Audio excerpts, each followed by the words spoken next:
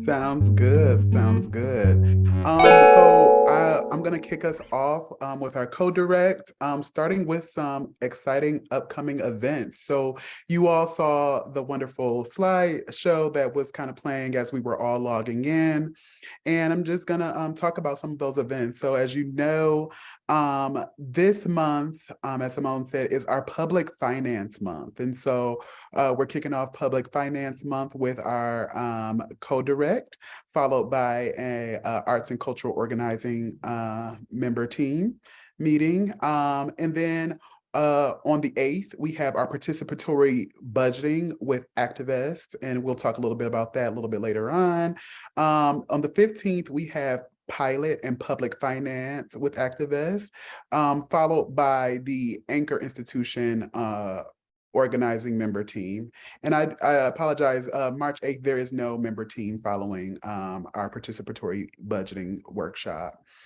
On March 22nd, we're going to be having a policy and organizing presentation with no member team followed by that. And then on the 29th, actually, we get a little break. We will not be having a workshop or a member team meeting.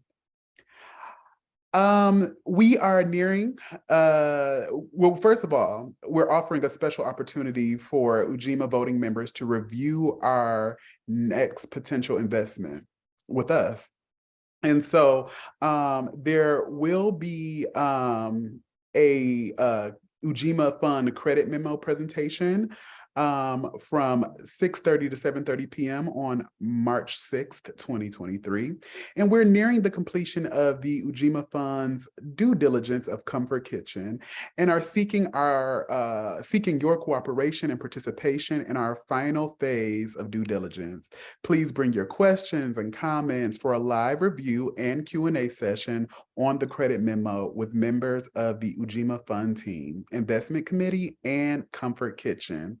During this session, you will learn about Comfort Kitchen, which is seeking investment from the Ujima Fund, review Comfort Kitchen's information to see if you have any questions or need any clarification, and share your insights to help Ujima decide if Comfort Kitchen could be a good investment.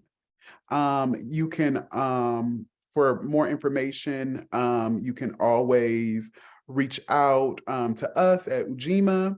And there is a bit.ly link that has been posted in the chat for you to RSVP for the event. The next event I'm going to talk about is our Line of Credit 101. So this is actually happening on the same day. This is March 6th from 7:30 to 8:30 p.m. And the lines of credit can be really a powerful tool for businesses or individuals looking for flexible and accessible financing. But what exactly are lines of credit and how do they work? And what are the benefits and drawbacks? In this workshop, we'll answer these questions and more as we take a deep dive into the world of lines of credit. We'll cover the basics of how lines of credit work, including how access to funds and how interest is calculated. We'll also discuss the key differences between lines of credit and other types of financing options. Remaking the economy, caring for the care economy. So on Wednesday, March 15th from 2 p.m. to 3 p.m. Eastern Standard Time, is there in the past 3 years, the US economy has revealed an undeniable truth. It runs on care work. The labor done mostly by women of color is often made invisible, performed quietly and cheaply by those at the margins of society who work hard without good pay or protections. How can workers in this sector come together to organize and counter this tendency of the nation's economy to devalue care work that is intrinsic to our survival? To explore these questions, there will be a webinar where 3 leaders in the care economy will discuss issues from multiple perspectives, including as worker-owned in the care sector, cooperative businesses, and as policy advocates. Our 3 expert panelists are Adria Powell, President and CEO of Cooperative Home Care Associates of the Bronx, New York, the nation's largest worker cooperative. Jen Stowe, Executive Director of the National Domestic Workers Alliance, and Mary Wilder, Board President of Shrine Nurture Center, a Cincinnati-based childcare business that became part of the Co-op Cincy Worker Co-op network in 2022. The webinar will explore what is the care economy, what is its scale, what are leading factors behind the sector's rapid growth? What are some ways that advocacy already has begun to increase the value of care work? Where have there been wins and what has been achieved? How do operations change when a business becomes a worker co-op? What roles a labor union plays in the care economy now, and what roles could they play? What advantages do worker cooperatives provide to care workers in the fields, such as home care and child care? What is the care economy infrastructure that the nation needs? And what steps nonprofit and philanthropy can take to support care workers? So this is going to be a really riveting conversation. I'm excited for it. And just to put this on our members' radars, the Northeastern University Climate Justice Action Plan is going to be holding some structural oppression and environmental justice trainings that folks can sign up for. The RSVP is required. There are 3 trainings, and the first 2 trainings have two dates. And you can join in person or on Zoom. And I do believe that this is a stipend opportunity. So please check that out if you are interested. In 2023, we will begin monthly cooperative clinics with industry practitioners and professionals. These sessions will discuss the importance of cooperatives and the cooperative economy and ecosystem we aim to cultivate together. The sessions will be divided into individual industries in order to concentrate focus. The participants will meet twice with 1 month in between sessions. In our groups, we will discuss why individual industry practitioners are critical to the success of cooperative economy. And together, we will investigate the best methods for our collaboration. Also in the sessions, we will study the specific issues that cooperatives generally face, as well as those which the industry will specifically address in their work. In the sessions, there will be 2 facilitators, 1 PACA cooperative developer and 1 cooperatives experience industry practitioner. These clinics will be at no cost to the participants. However, we ask that participants commit to attending both sessions as best they can. These sessions will be on Zoom throughout the duration of 2023. Please fill out this form if you wish to participate. You will be contacted in order to schedule a brief discussion on why you want to join the series and the information about your current practitioner experience. Okay. And then next, I'm going to share something that's coming down the pipeline. It's a policy and organizing workshop that's going to be hosted by some Ujima staff, Mary, Gio, and myself. And it is really going to be about proposing a new member team that really focuses on policy, grassroots organizing, and of course, coalition building. And so you should be getting an interest form being dropped in the chat by Gio or Mary right now. We're going to be presenting or, offering our members our proposal beginning on March 22nd. So this is just a little feeler for now, not too many details, but we did want to just let you know to be on the lookout for that. On March 24th, there is the Building Worker Power Conference. In this time of economic crisis and ecological collapse, workers of all kinds are organizing to reject alienation of radical capitalism. This conference explores the deep histories, current happenings, and future possibilities of collaborations between union organizing and worker-owned cooperatives. So please, if you're interested in that, check that out, and a link is being dropped in the chat.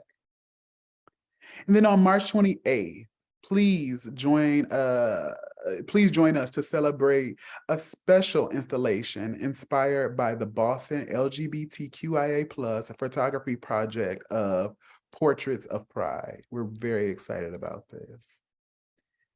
And if you want to see more events or get more detail on the events that I just spoke of, please, check out our latest event edition newsletter and our website at ujimaboston.com/events. And next, I'm going to talk about some other things that we got coming down the horizon, on the horizon. So, as you know, April is our assembly month. This April, Ujima invites you to join us as we come together to practice love and honor the wealth of community-led offerings, collectives, organizations, and practices that we cherish.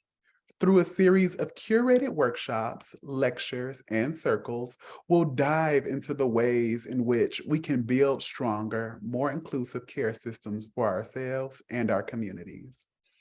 Our esteemed speakers and leaders providing abundant resources for care during life's most crucial moments, from birth to death and everything in between. Online registration does open up on March 9th, and you can go on our website and click to get updates sent directly to you about our assembly. And then the Ujima Wednesdays for the month of April are looking quite exciting. On April 5th, we have a workshop supporting birthing people with Neighborhood Birth Center, hosted by Nashira Barrel. On the 12th of April, we have Thoughtful Crisis Care by Cambridge Hart, and Dara Bayer will be our speaker.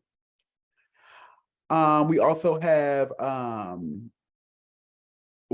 Unity Circles by and our speaker will be Sophia Meadows Miro. On April 19th, we have Mind, Body, Spirit, and Life. And that's going to be with Luana Morales and Louis D. Brown of Peace Institute, Chaplain Cherry, and these folks are confirmed. And then on April 26th, we have Thriving Queer Spaces for Joy. That's going to be hosted by Men of Melanin Magic and LGBT Nightlife Events. Lambert Ramming is confirmed to speak. And then we have our Boston Office of LGBTQ Advancement, and we have Donasia from the office that'll be our speaker there. We have some signature events coming down the pipeline. So our signature event is the Men's Work in Boston. Then we have the Jazz Urbane and ICA event that is coming on April 14th. The Business Alliance Gathering is happening on April 27th. Our quarterly office hours are happening in April, and the date and time is going to be determined. Our investment partners voting process is coming down the pipeline. And those are just, some of the events that we got coming down the pipeline. So I hope that y'all feel really excited about it. I definitely do. And with that being said, I'm going to hand it over to Yusuf to take us through the next portion of our agenda. Thank you, Ray. Appreciate that. Yeah, just like Ray said, Cover Kitchen credit memo is released, so please go ahead and check that out. The credit memo Q&A will be on March 6th, 6:30 to 8:30. And yeah, looking forward to seeing you guys there. And yeah, I think that's it. Nia, am I missing anything? You know what? I have to be honest, Yusuf. I was sending someone a private message, so I didn't hear everything you said. I'm sorry. You talked about the credit memo Q&A and the lines of credit 101 that's happening on Monday. Yes, yes. Okay. All right, excellent. Yes, so I'll just affirm, if you are a voting member, you should have received that email Tuesday. So look out for it. If you haven't read it yet, we ask that you do. We ask that you check out the credit memo. A lot of good information there about Comfort Kitchen. We're very excited. There's a optional survey for members to fill out, but please take advantage of the opportunity to provide us with additional information on Comfort Kitchen. And then we hope to see you Monday evening. First 6:30 for the credit memo Q&A, and then at 7:30 for the lines of credit Q&A. Thank you, Yusuf. I did want to just take us back just to a couple of things that Ray mentioned in the run of events.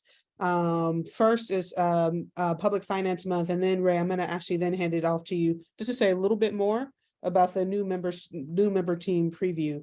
But today's March 1st, 2023. A good friend of mine marked the morning by sending Thug Bones the first of the month. I don't know if that is familiar to people, but that's a little bit of the spirit with which I'm here today. Thug Bone and Harmony, that's the name of the group. It's been a long time since I've heard them. Bone Thugs and Harmony.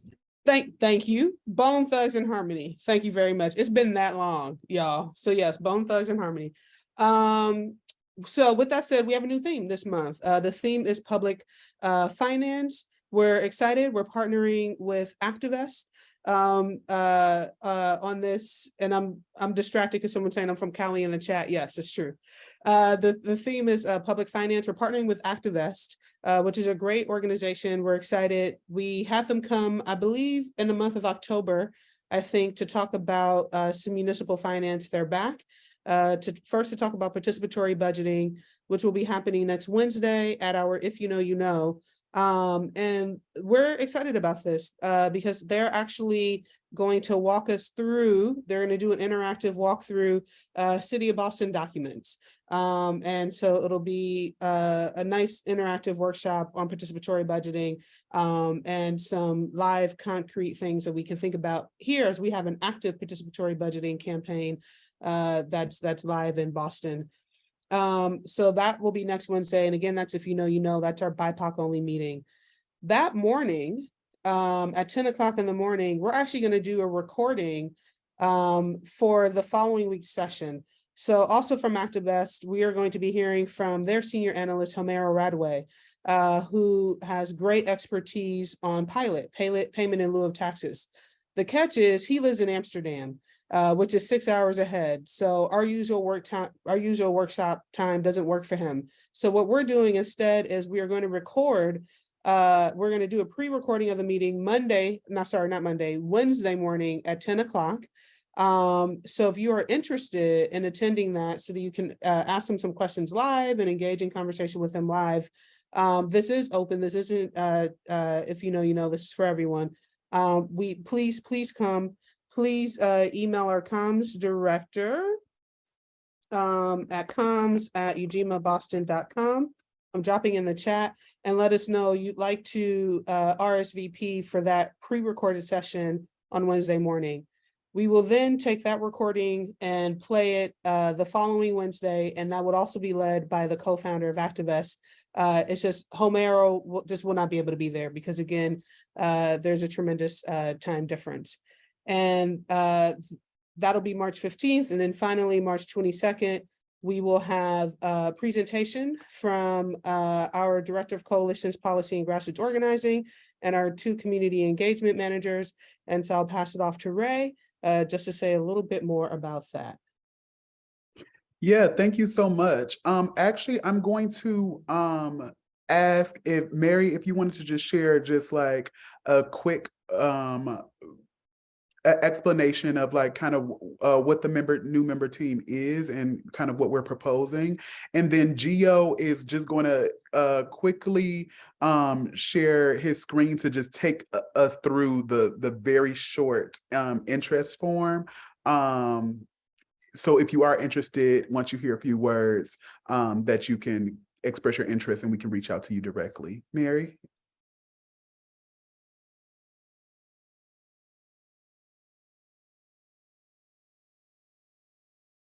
And I also like definitely put Mary on the spot, so they might not be prepared. Mary, are you prepared, or would you like me to do it? And Mary, if you're talking, you're muted. Okay, cool. So I will give a quick overview, no problem. Just don't be wanting to take up so much space. So the new member team that we are going to be proposing is the Coalition's Policy and Grassroots Organizing member team, which really came from some ideas that Ujima members had a couple years ago when thinking about, what ways our members can engage, right? And so we engage in a lot of different ways, but I think there was a real desire to be kind of penetrating in the policy realm and pushing through on the ground and really building up ourselves as a membership-based organization, but like reflecting that in the different coalitional spaces that we are a part of. And so with that, Mary, Gio, and I have developed a proposal for a member team that would address just those things. Keeping in mind that the development of this member team will definitely be a participatory process, and we know that those can take some time. And so I just wanted to let y'all know that like our proposal on the 22nd is not to be like, hey, this is the member team, this is how it's going to show up. Our proposal is just that, a proposal. We're going to be soliciting feedback from folks who want to be a part of that member team and all. So just wanted to put that out there, and I am going to stop talking and hand it to Gio to just take us quickly through our interest form. Gio? Thank you so much. Thank you to my peers for allowing me to share real quick.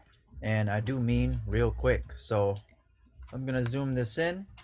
And I'd like to know if everything is visible from one or more people. I see some nods. All right, cool. Yeah. So as was introduced, the Coalition's Policy and Grassroots Organizing member team is in our initial development phase. Part of this phase is keeping up with the Ujima tradition of having a participatory process, something that people see themselves in, be personally invested in, and take on, its own life as another member team, a form of community care in our Ujima system and beyond. So as you can see here, we want you to stay in the loop with ongoing updates on our upcoming member team launch. So please fill this out, and any direct questions can be sent to our good old comms@ujimaboston.com. So for example, I'm going to move forward with this as if I was filling it out. What is your name? Name O. What is your email address? name@email.com. Are you an Ujima member? Yes, I am. This is great. No, I'm not. I want to learn more, and here's a link where I can click on it to learn more.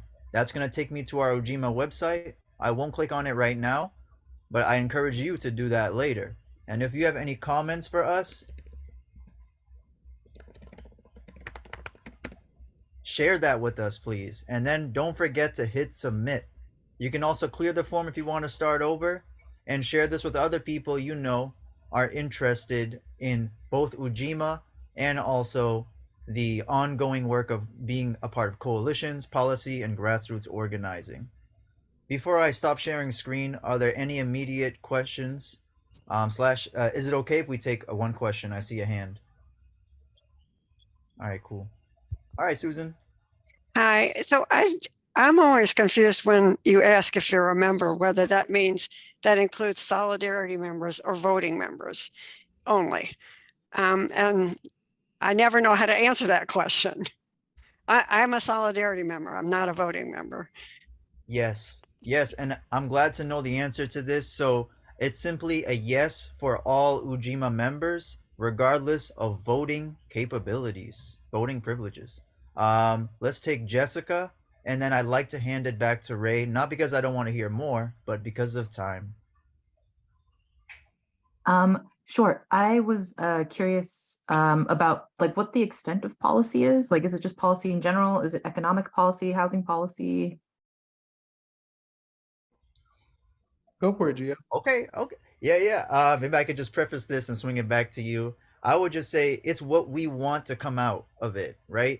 It's only as the policy that we pursue, sign on to, and maybe even create later on is really what about our prioritized needs here in the city of Boston, and where in the city of Boston, who's being impacted by this.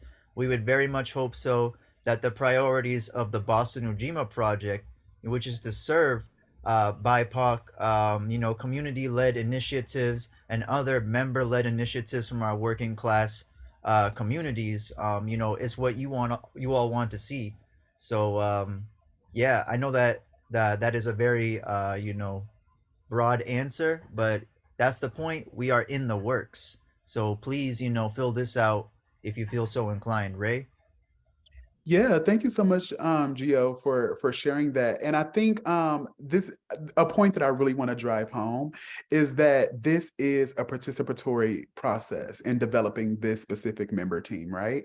And so when it comes to, like Gio said, the structure, when it comes to what we'll be signing on to, when it comes to a lot of really majority of the very intricate details of how the member team will operate, that is going to be developed through our overall participatory process, which folks will learn so much more about on March 22nd. And so it is a very broad answer, and it is going to be remain that way because we want folks to feel empowered to join and like have a voice in what this member team will become.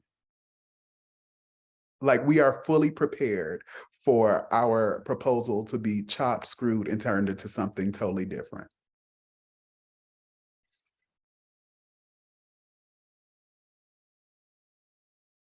Thank you so much, Ray.